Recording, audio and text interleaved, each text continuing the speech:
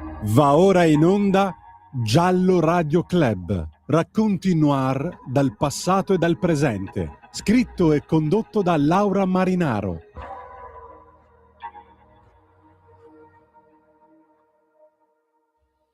Buonasera a tutti, bentornati a Giallo Radio Club. Ricordo i numeri per intervenire se volete: 0292 94 7222 o 340 670 9659 per WhatsApp. Allora, oggi torniamo a parlare di un caso, di un vero e proprio giallo di cui abbiamo già parlato un po' di mesi fa e che torna alla ribalta per nuove scoperte, diciamo, che sono state fatte in fase di indagini difensive, se così possiamo dire. Parliamo di Jessica Disertore, questa bellissima ragazza pugliese di Triggiano, che lavorava come chef pasticcera sulla nave della Disney Fantasy, una nave bellissima da crociera.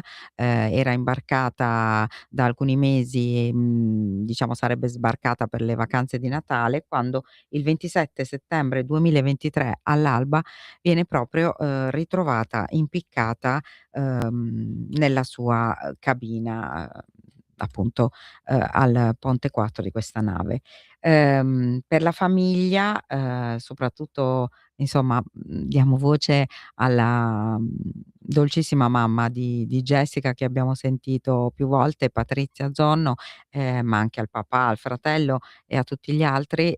Jessica non può essersi assolutamente uccisa su quella maledetta nave, e per questo loro hanno deciso che faranno di tutto per dimostrarlo, malgrado, insomma, da qualche mese la procura di Bari, che aveva assunto poi, diciamo, la parte italiana dell'indagine portata avanti dall'autorità di Puerto Rico, nazione dove era sbarcata la nave con il cadavere di Jessica.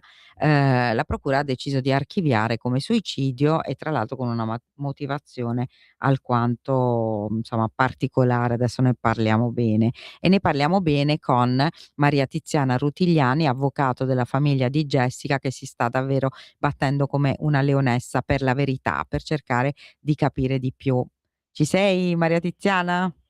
Sì, ci sono, buonasera a tutti, grazie. Buonasera, sappiamo che è in viaggio perché Maria Tiziana è molto impegnata sul territorio, insomma, in tantissimi casi, però diciamo ci ha concesso questo spazio.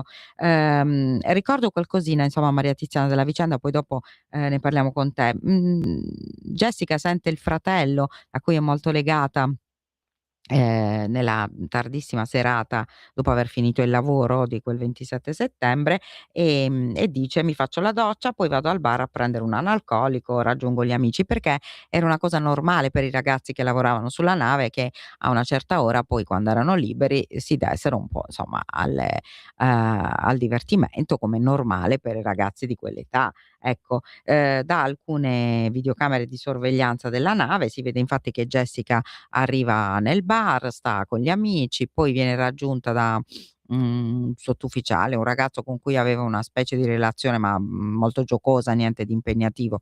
Almeno questo è assolutamente quello che aveva detto lei, e non c'è motivo di dubitarlo, peraltro, perché anche gli amici, i colleghi testimoniano ciò. Jessica non era fidanzata.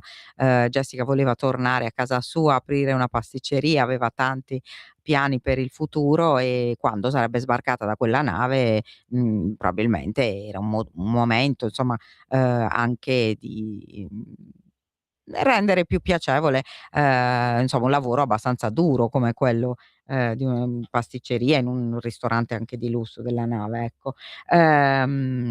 Si vede quindi che lui poi, però, insomma, fa un po' lo scemino con un'altra ragazza, poi se ne va, e va nella sua cabina con quest'altra ragazza. Jessica li segue, un po' insiste, però poi a un certo punto, quando capisce che lui non risponde, se ne torna nella sua cabina. Ecco, alle 5:34 poi la sua compagna di stanza, diciamo, che stava nella cabina del suo fidanzato, torna nella sua cabina e trova Jessica insomma, non sappiamo in quali condizioni, perché appunto non ci sono le immagini, però dall'allarme poi succede di tutto. Ecco, Maria Tiziana, che cosa succede? La procura dice che Jessica si è uccisa per una delusione d'amore che, vabbè, insomma, lascia il tempo che trova, mi sembra una motivazione veramente assurda.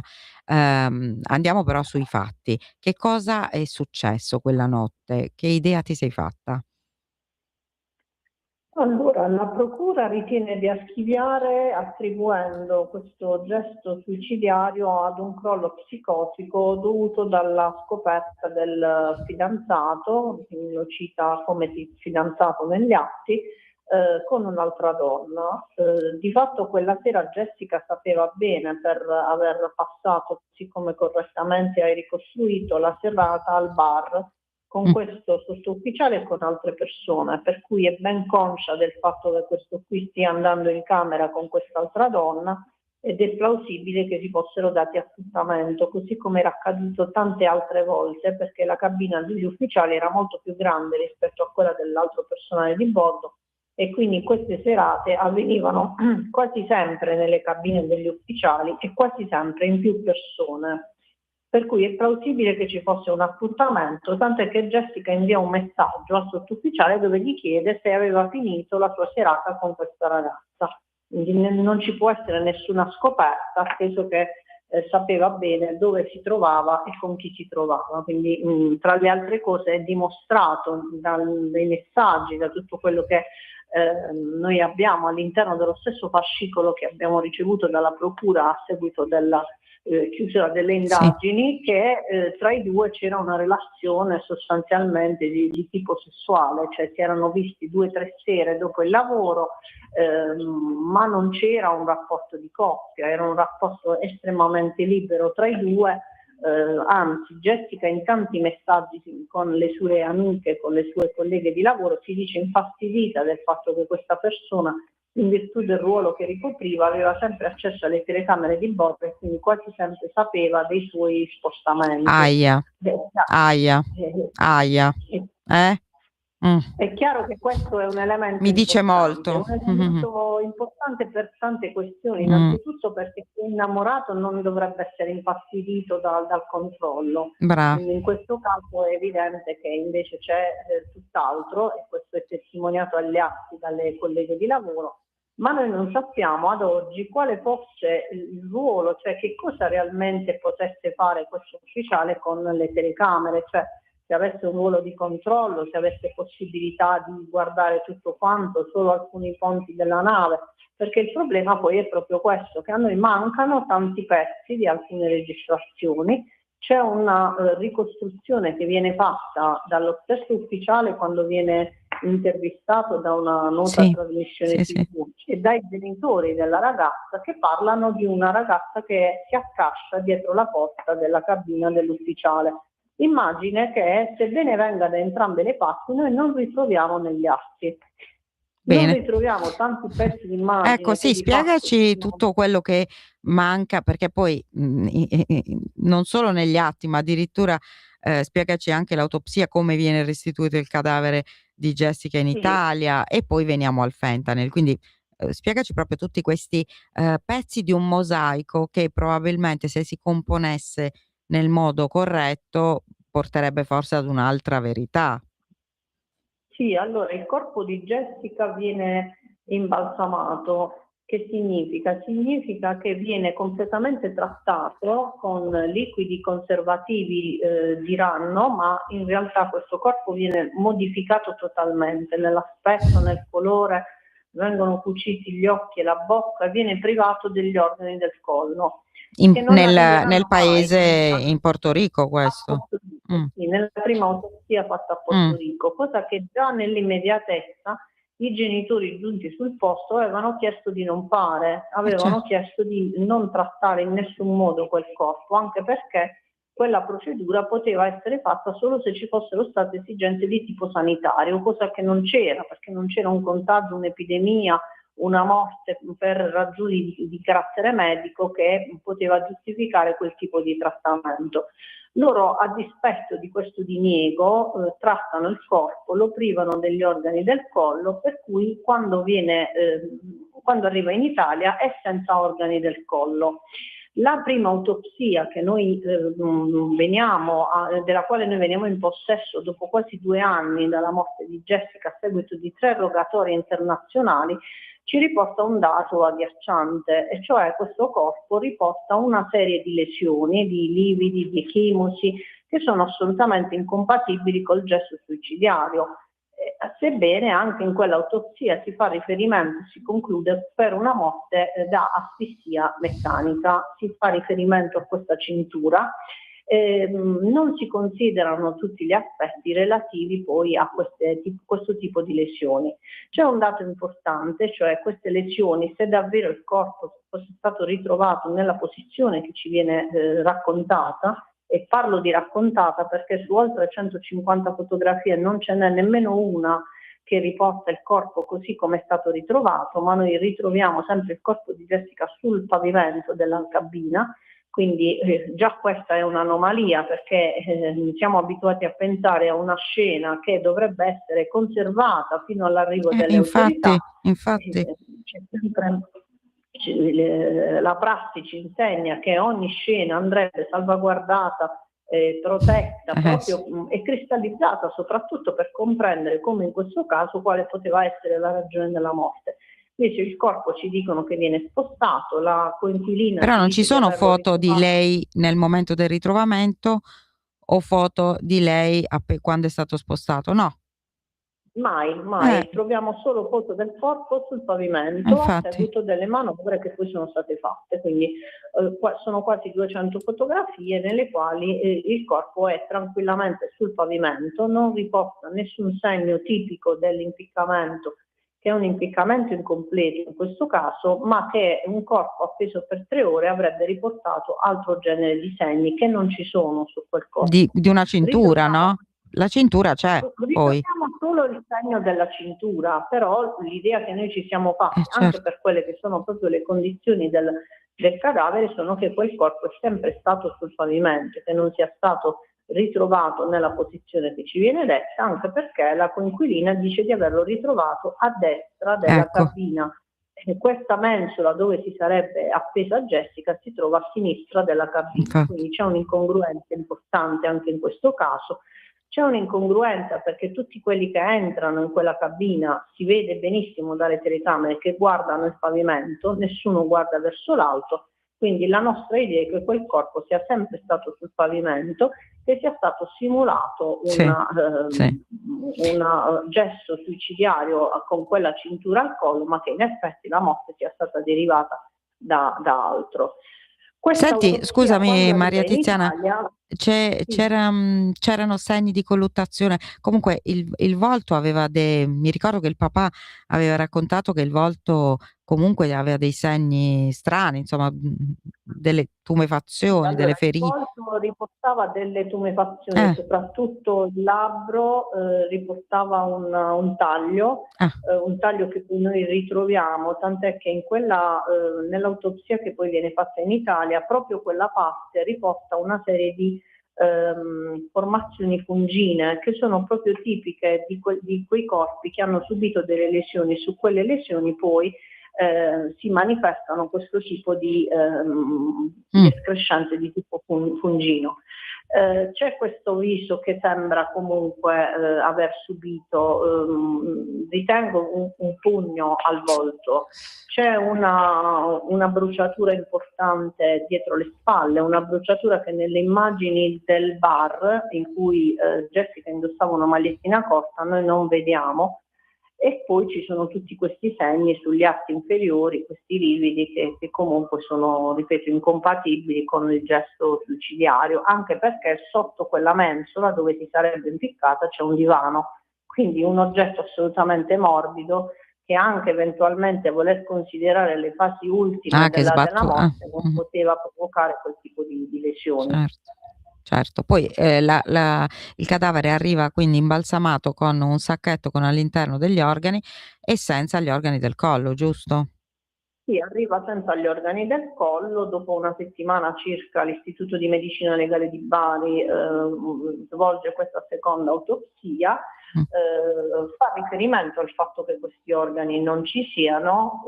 In realtà un primo errore sta nel fatto che non sono stati mai richiesti, perché anche l'autopsia di Bari conclude per l'asfissia meccanica e quindi per un suicidio dato da asfissia, però sempre con la forma dubitativa dovuta al fatto che questi organi non ci sono. Certo, puoi immaginare. Ma invece questa quantità di fentanyl esagerata, 9,8 mi sembra, è tantissimo.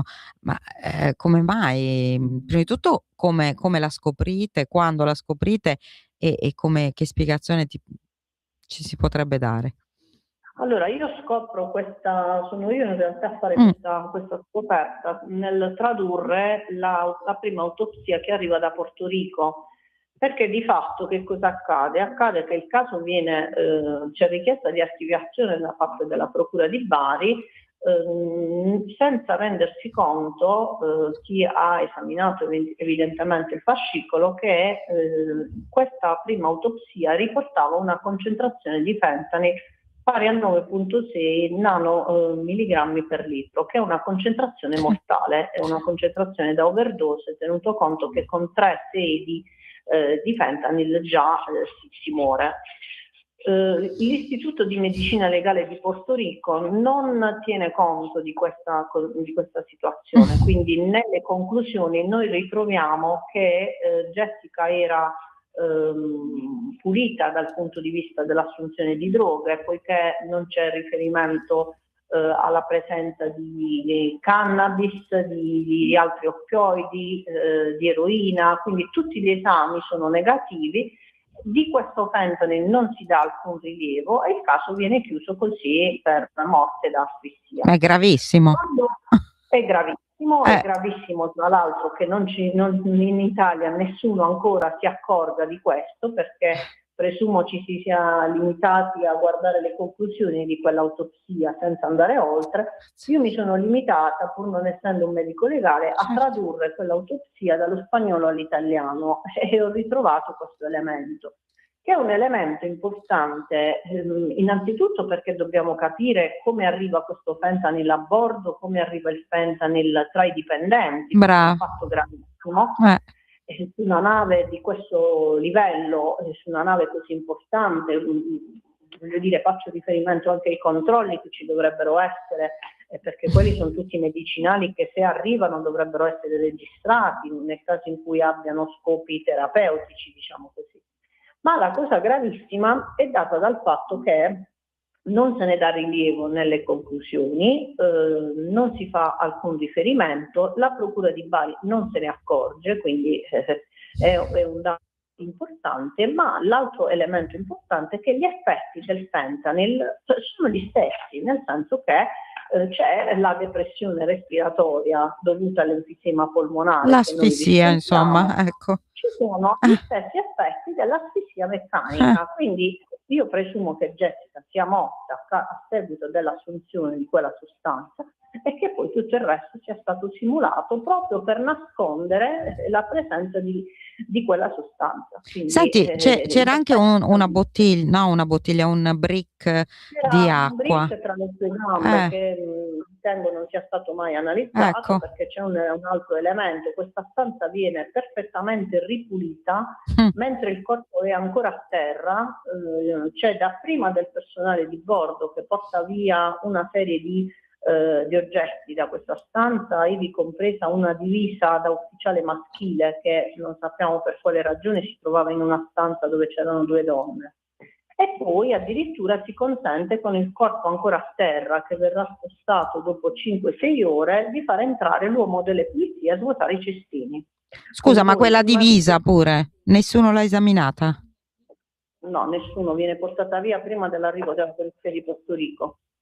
Vabbè, cioè qui ragazzi, peggio di Carlasco. Come pure i vestiti che vengono restituiti alla famiglia, i vestiti di Jessica, sono vestiti che sono stati addirittura sterilizzati Le scarpe sono state trattate con varichina, sono scarpe completamente sbiancate anche nelle E suole. prima non hanno fatto nessuna analisi sui vestiti, sulle scarpe? Non è stata Niente. fatta nessuna analisi, perché noi non abbiamo alcun tipo di riferimento a queste analisi, non c'è nulla. Quindi è evidente che c'è un tentativo, non so se voluto oppure davvero una negligenza, perché da subito hanno ritenuto che potesse essere un suicidio e quindi hanno pensato di ripartire, perché il problema è proprio questo: noi parliamo di una cittadina italiana che viene sbarcata in un sacco nero, privata di tutti gli organi. Poi, sempre nel tradurre questa autopsia, io scopro che trachea e ossoioide sono integri, scopro che non ci sono infiltrati emorragici. Questo che significa? È strano. Significa che significa che quella cintura non è stata stretta al corpo di una persona in vita, perché altrimenti avremmo riscontrato questi elementi. Ecco perché ritengo si tratti di una simulazione. Pazzesco. Ma adesso cosa potete fare? Noi in sede di opposizione abbiamo chiesto innanzitutto di poter confrontare queste due autopsie, perché l'Istituto di Medicina Legale di Bari, quando fa l'autopsia, la seconda, ovviamente non è in possesso della prima, e quindi tutte queste cose che ci siamo detti non le può verificare su un corpo modificato e colorato e senza organi. Oggi io credo sia importante confrontare queste autopsie, i dati di queste due autopsie, anche con una riesumazione del corpo di Jessica, per analizzare tutti questi elementi, per capire anche questa concentrazione di fentanyl se effettivamente ancora oggi, io dubito dopo 2 anni e mezzo che si possa ancora fare una verifica del genere, però sarebbe importante, tenuto conto che l'esame del capello non è stato fatto alla Bari. Quindi anche questo è un elemento che ci poteva dire se quella concentrazione che noi ritroviamo nel sangue periferico, quindi in maniera assolutamente attendibile, poteva dare altro tipo di spiegazione. Noi questo purtroppo oggi non lo sappiamo. Come non abbiamo agli atti nessuna indagine fatta su chi frequentava Jessica, cioè questo ufficiale non è mai stato ascoltato dagli inquirenti.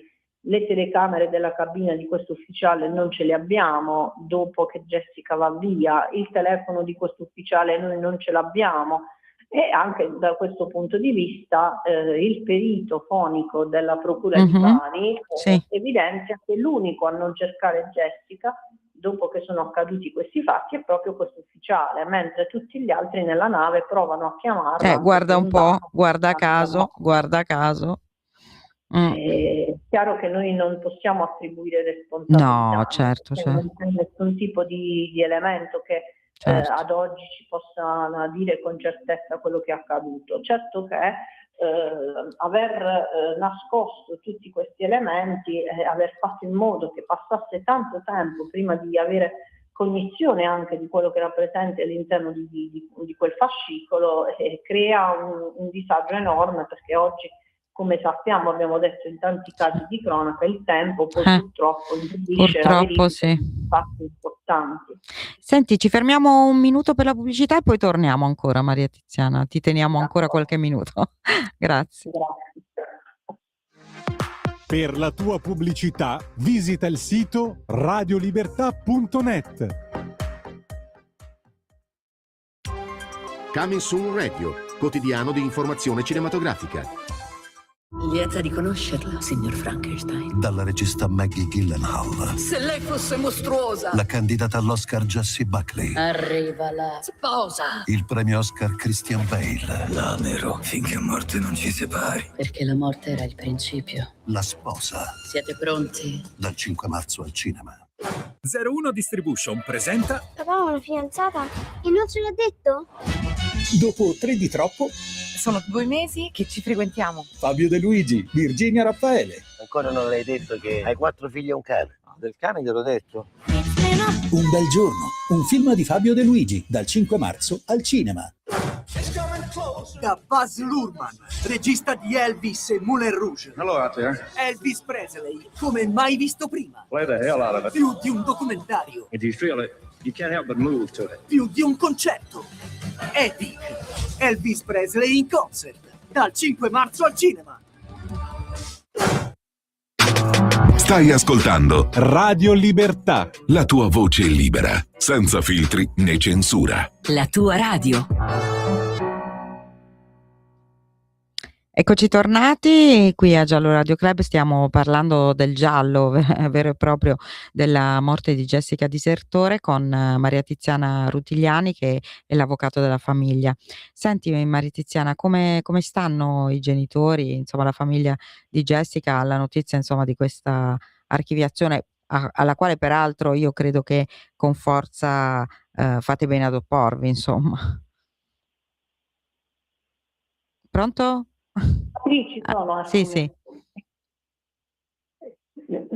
Perdonami, non ho sentito la domanda, ho poco campo. Sì, no, volevo capire come stanno, cioè come sta la famiglia di Jessica alla notizia della... Allora, la famiglia ovviamente non ha preso con piacere la notizia della richiesta di archiviazione, anche se devo dire che l'udienza che si è tenuta a febbraio ho avuto la sensazione che ci fosse molto interesse ad approfondire questo caso dal magistrato, dal GIP che attualmente ha questo fascicolo.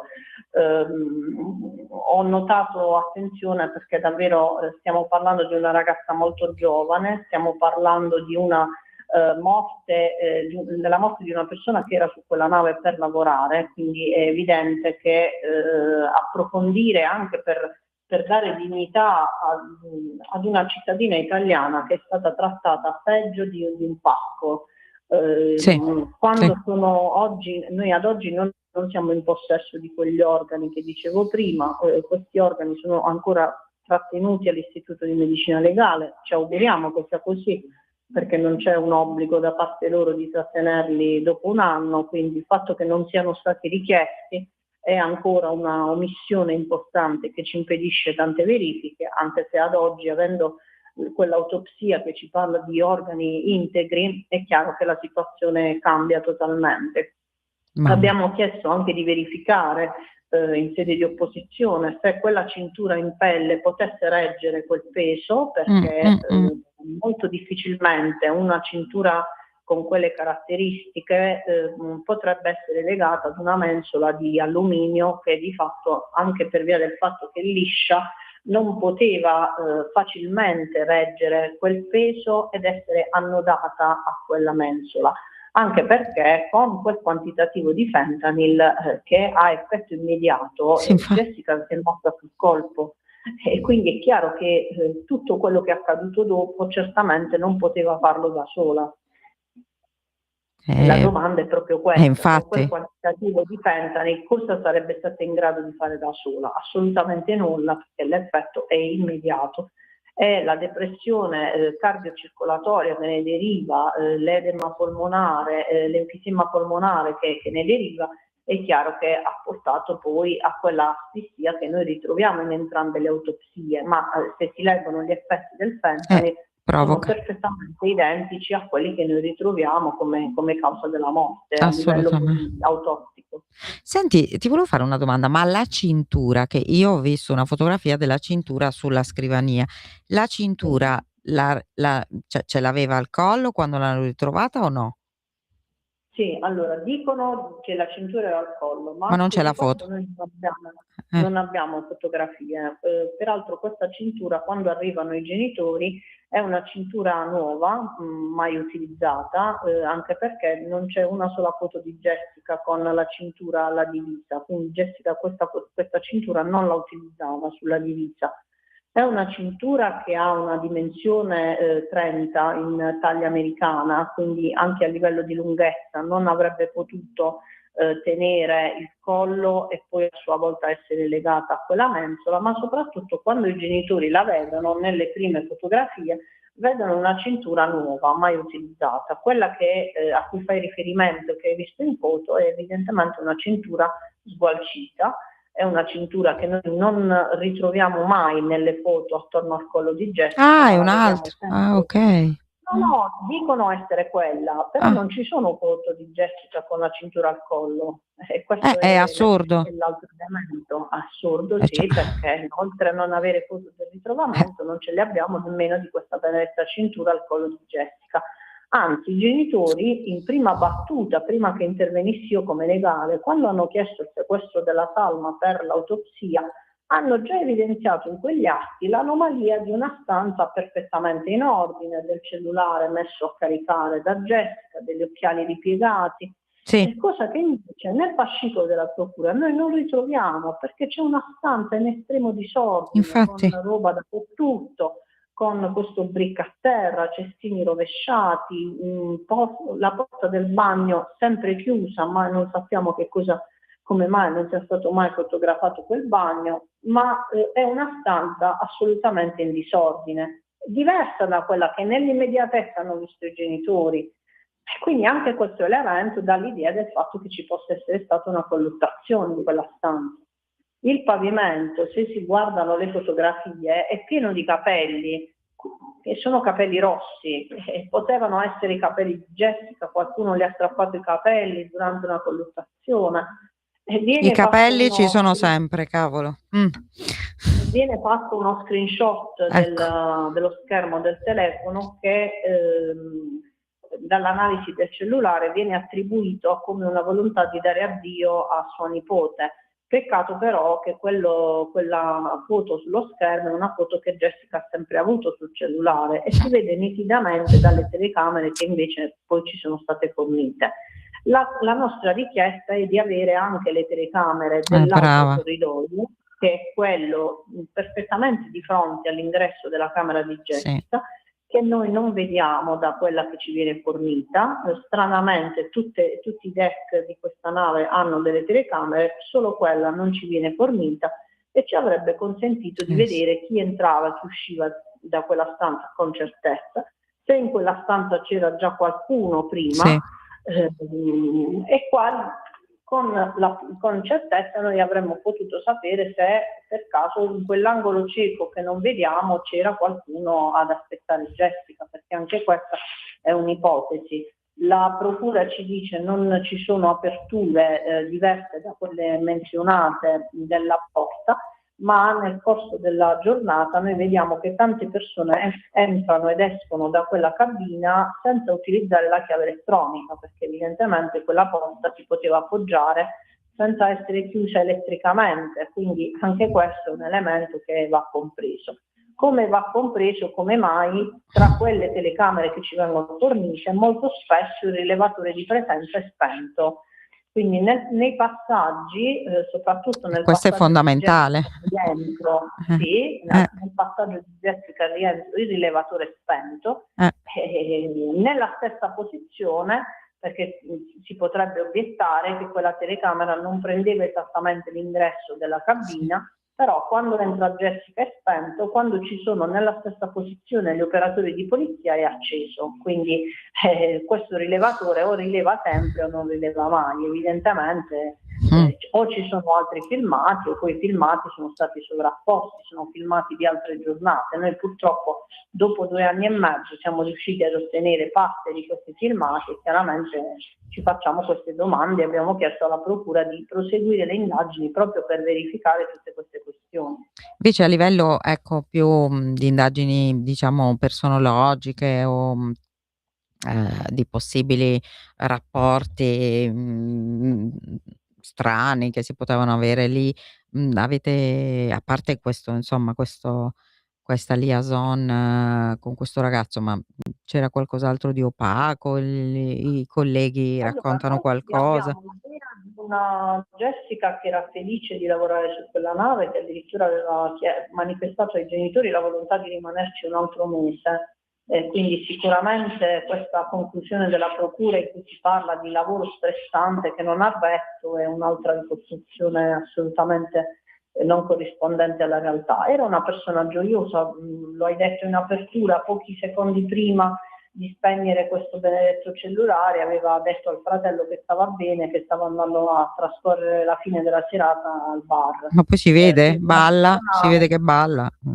Sì, ma è una persona che tra le altre cose è sempre allegra, anche nei filmati che ci vengono forniti sta ridendo.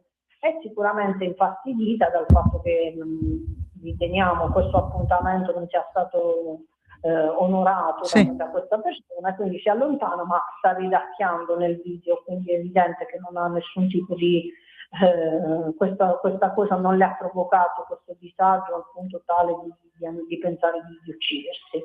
Lo escludiamo Ma è categoricamente, assurdo. così come l'hanno escluso tutte le sue amiche. Lei il giorno dopo aveva fatto ricerche per scendere a Porto Rico, Sì. per visitare dei luoghi, quindi sul cellulare ritroviamo le ricerche dei posti che voleva visitare. Aveva fatto degli acquisti perché quel fine settimana sulla nave c'era una festa, una cena di gala, e quindi aveva comprato vestiti e scarpe con i tacchi che lei non possedeva per partecipare a questa festa. Questi sono tutti elementi che dal punto di vista vittimologico ci danno idea di un soggetto che era perfettamente in salute, Bravissimo, infatti. sicuramente non pensava di togliersi la vita. Di rapporti all'interno della nave, abbiamo notizia di un litigio con un altro chef che in quel giorno le aveva fatto delle rimostranze rispetto alla pulizia di un forno, ma sono confidente che lei fa all'amica che a quanto pare, come dire, uno sfogo a fine lavoro, si dice vabbè, ma questo qui che cosa vuole da me? Di litigi noi non abbiamo notizia, di persone che potevano avercela con lei non abbiamo notizia.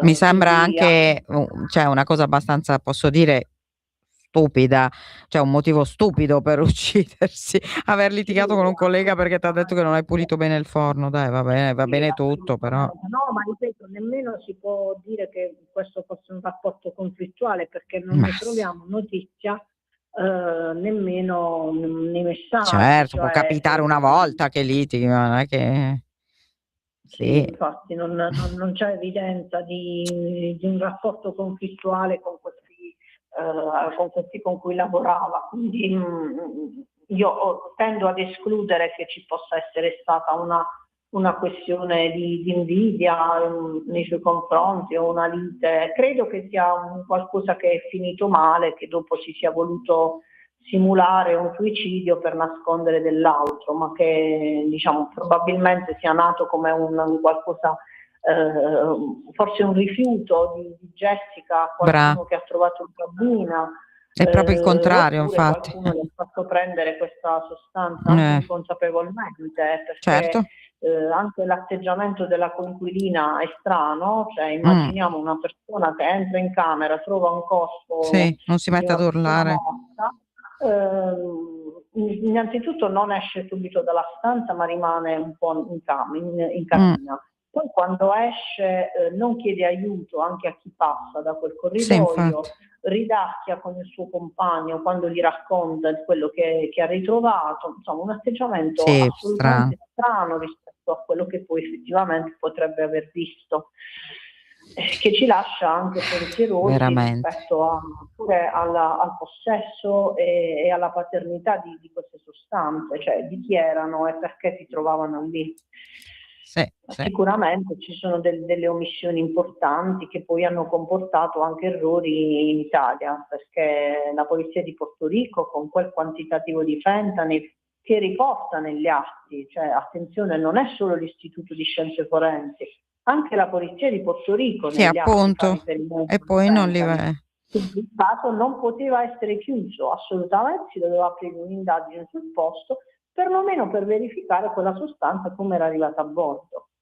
Pazzesco. Però questa è una nave che batte bandiera americana, acque di Porto Rico, quindi è intervenuta Polizia Federale, Polizia di Porto Rico, si sono avvicendate una serie di persone in quella stanza. Quella è una stanza che prima di essere sigillata è stata chiusa e riaperta almeno 20 volte da quello che si vede nelle telecamere, con i relativi accessi di tutte queste persone. Senza verbali, vabbè. Quindi corsi e ricorsi storici.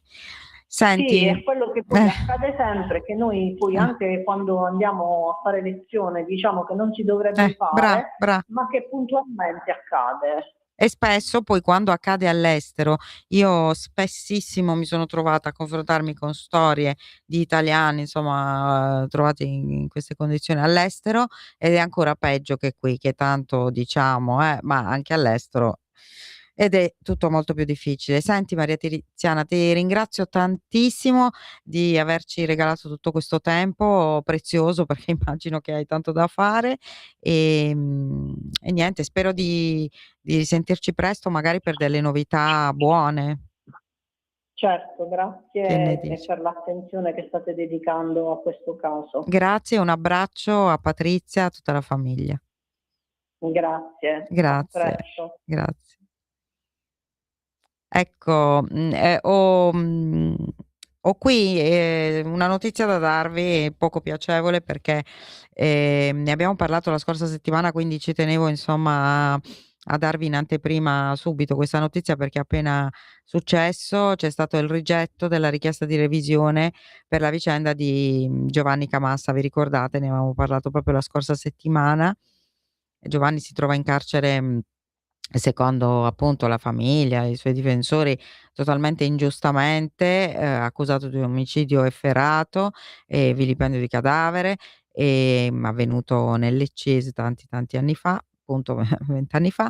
E abbiamo qui, collegato l'avvocato Ladislao Massari, con cui avevamo parlato anche recentemente. Buonasera avvocato. Buonasera a voi. Allora, ci racconti un po'? Pochi minuti fa, insomma, circa un'ora fa, è stata emessa questa sentenza. Il dispositivo di questa sentenza, purtroppo è stata rigettata la nostra richiesta di revisione. Ovviamente io attenderò per poter commentare la lettura delle motivazioni di questa sentenza. Ci vorranno 90 giorni, che è il termine che la Corte, la Corte ha riservato per questa motivazione. Sono molto deluso e purtroppo credo davvero che il caso di Camassa sia un caso emblematico di come purtroppo la revisione, nella revisione si confonde quello che è la prova della estraneità al reato per cui è stato condannato un imputato, con la prova necessaria di individuare chi è il vero responsabile di un omicidio. Cioè, come dire, io la revisione la posso chiedere solo se riesco a dare non solo la dimostrazione della innocenza di Camassa, ma l'alternativa la devo dare io. Ora non dovrebbe essere così, però scusi. Non dovrebbe essere assolutamente così, peraltro no. Siamo in periodo di referendum e devo dire, purtroppo il difensore non ha a disposizione la polizia giudiziaria. È emblematico questo caso, perché è un caso in cui io mi sarei aspettato, dopo le nostre indagini genetiche che hanno individuato dei possibili sospettati, dei possibili indiziati di questo reato, che si fosse aperto un procedimento a carico del sospettato, parallelo evidentemente a quello oramai definitivo di Camassa, mentre invece non si è mai inteso indagare su ipotesi alternative. Io non lo posso fare perché io ho le armi spuntate, il difensore non ha la possibilità di accedere alle banche dati del DNA, quelle pubbliche, non ha la possibilità, quelle diciamo che raccolgono numerosi profili genetici, non ha la possibilità di disporre della polizia giudiziaria, non può fare intercettazioni, non può ascoltare se non indagini difensive, che però sono ovviamente diverse, meno efficaci di quelle che può fare un pubblico ministero. Però ovviamente adesso attenderemo la motivazione, io farò ricorso per Cassazione. È un caso davvero tremendo, che fa soffrire, perché Giovanni per noi è innocente e purtroppo anche il clima elettorale referendario di questo periodo non aiuta, perché si ha paura ovviamente degli errori giudiziari, si ha paura della ricaduta che un errore giudiziario può nel convincimento delle persone tra il sì e il no al referendum.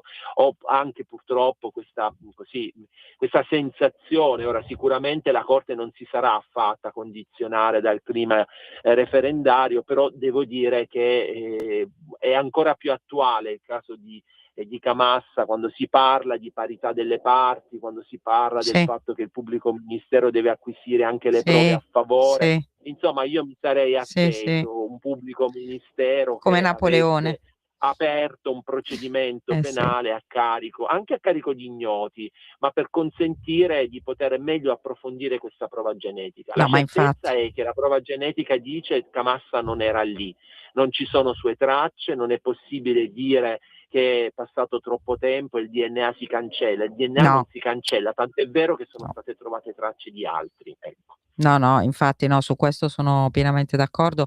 Purtroppo non sono, cioè è per quello che si parla tanto di quell'altro caso adesso, proprio perché lì c'è una procura che sta indagando da un'altra parte e quindi è lì che poi ovviamente si insinuerà la richiesta di revisione.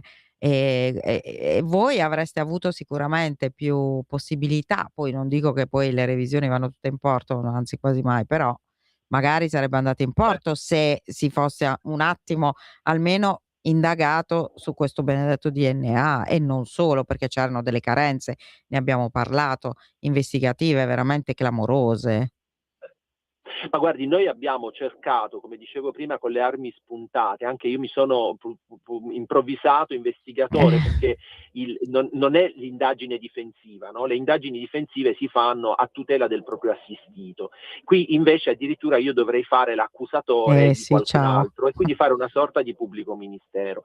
Basti pensare che noi abbiamo chiesto di poter ascoltare un collaboratore di giustizia, perché noi riteniamo che quell'omicidio sia un omicidio in cui ci sia purtroppo come dire, un profilo diverso del responsabile rispetto ad un agricoltore che non aveva neanche davvero alcun interesse possibile a lasciare dei messaggi, come purtroppo dei messaggi sono stati lasciati sul corpo della povera vittima. Abbiamo cercato di ascoltare questo collaboratore di giustizia e per poterlo fare, siccome è un collaboratore di giustizia e quindi il luogo in cui si trova è un luogo a noi non noto, lo abbiamo fatto secondo il codice, chiedendolo al magistrato di sorveglianza di Roma, perché è Roma competente per i collaboratori di giustizia e servizi di protezione. Il magistrato di Roma, di sorveglianza di Roma, ci ha negato questa possibilità dicendo che non era prevista. Io ho fatto ricorso per Cassazione, la Cassazione ha accolto il mio ricorso, ha rimandato indietro gli atti al magistrato di sorveglianza dicendo no, l'avvocato ha diritto di poter ascoltare i collaboratori di giustizia, sono più di 2 anni che noi attendiamo che il magistrato di sorveglianza ci consenta l'ascolto del collaboratore di giustizia, cioè da 2 anni la Cassazione ha rimandato indietro gli atti alla sorveglianza a Roma, ma ancora non abbiamo il provvedimento del magistrato di sorveglianza, nonostante tutte i nostri solleciti, non è stata ancora data la possibilità alla difesa di Camassa di poter ascoltare questo collaboratore di giustizia per capire se sa qualcosa dell'omicidio di Angela Petracchi. Ecco, questa è la dimostrazione, è proprio l'emblema di come il difensore, ahimè, ha le armi spuntate. Non è possibile che una revisione debba passare attraverso l'accertamento della responsabilità alternativa a quella di Giovanni Camassa. No, infatti. Ha avuto modo di sentire qualcuno? No. Non ancora. Ho sentito i familiari che sono purtroppo umiliati e offesi. Però mi hanno detto che vogliono andare avanti, insomma, quindi. Certo, però comprenderete anche di come sia difficile a distanza di tanti anni e nella sofferenza di un carcere che peraltro non gli consente di poter uscire, perché abbiamo già parlato quando ci siamo sentiti l'altra volta. Gli educatori del carcere dicono Giovanni Camassa non è pronto per le misure alternative perché non ammette la propria responsabilità.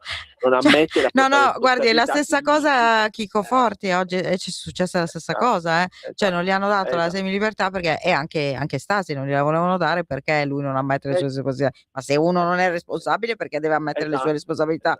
È un gatto che si morde la coda? Boh, non lo so. È proprio questo. È assurdo. E quindi siamo in una condizione in cui i familiari veramente sono afflitti perché vogliono stare accanto a Giovanni, però lo vorrebbero fuori e purtroppo per poterlo avere fuori deve subire una sorta quasi un po' di ricatto in cui dovrebbe ammettere una responsabilità che non ha e che non intende ammettere, ma è l'unico modo per poter dire che si è rieducato da una pena che ritiene profondamente ingiusta. A questo punto l'unica speranza è che qualcuno parli veramente.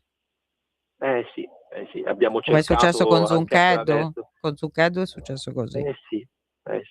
Sì, e dobbiamo augurarcelo, ma appunto perché qualcuno possa parlare si dovrebbe partire dal collaboratore di giustizia che non ci fanno sentire, che non ci fanno ascoltare.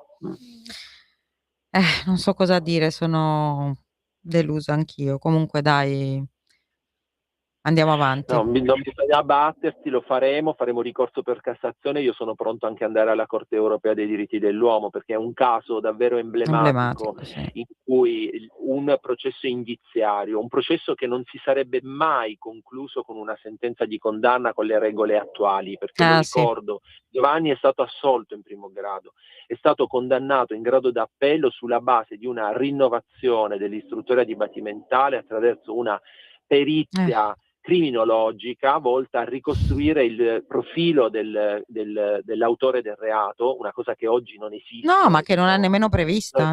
Non è una prova. Non si può fare. E sulla base delle celle telefoniche che la Cassazione dice sono elemento assolutamente non probatorio e del quale bisogna diffidare, perché la cella telefonica spesso porta all'aggancio della cella servente, della cella accanto, e quindi non dà una certezza sulla localizzazione, tanto più quando si tratta di una persona che è del luogo dove è stato ritrovato il cadavere. Non è di Belluno e si trova a Melendugno, è di Melendugno e il cadavere è stato ritrovato a Melendugno. E infatti, va bene.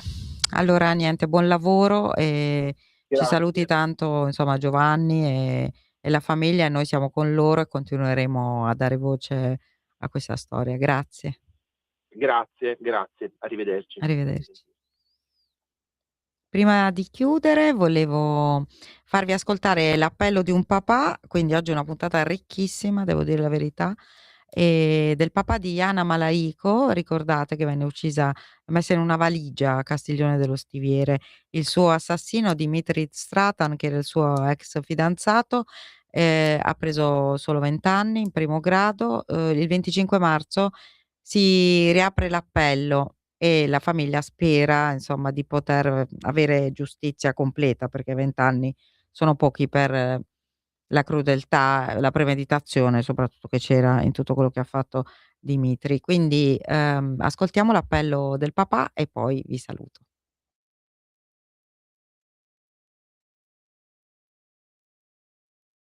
Io sono Alexander Malaico, il papà di Jana Malaico. Il 20 gennaio 2023 la mia figlia è stata barbaramente uccisa dal suo ex fidanzato a Castiglione dello Stiviere. Il 25 marzo a Brescia ci sarà prima udienza del processo di appello. Per me e per la mia famiglia è un momento molto molto importante, ma non riguarda solo Jana, riguarda tutte le vittime. Per questo vi chiedo di venire a Brescia. La vostra presenza può fare la differenza. Perché quando le persone si uniscono, la giustizia diventa più forte. Vi aspetto con la speranza per Jana, per la giustizia, per il futuro del paese che è diventato la mia seconda patria e che amo con tutto il mio cuore. Grazie. Grazie e alla prossima puntata. Avete ascoltato Giallo Radio Club.